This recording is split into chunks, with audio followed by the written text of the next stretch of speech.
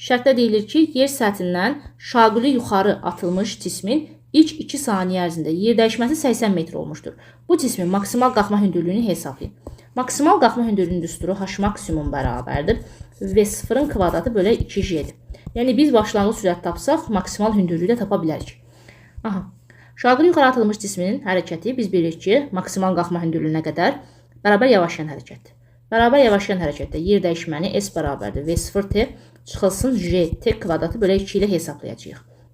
İndi gəlin yerinə yazaq. S-imiz 80 bərabərdir. V0 vuraq. T-nin qiyməti 2. Çıxılsın J 10. Vuraq yenə. T-nin qiyməti 2 idi. 2-nin kvadratı olacaq 4 bölə 2. İxtisarlarıma aparıram. Məxrəcdə bir sürətdə qaldı 2. Deməli aldıq ki 2 V0 çıxaq 20. Buradan 2 V0 bərabərdir. 80 üstə gələ 20 100-ə. V0 da olacaq 100 bölə 2 50. Deməli başlanğıc sürət tapdıq. Gəlin indi burada yerinə yazaq. V0-ın kvadratı 50-nin kvadratı olur 2500. Bölünsün 2 vuraq J. Yəni 2 vuraq 10 20. Sıfıra ixtisar getdi 250 bölə 2. Bu da bizə verəcək 125. Baxın D bəndi doğru cavabdır.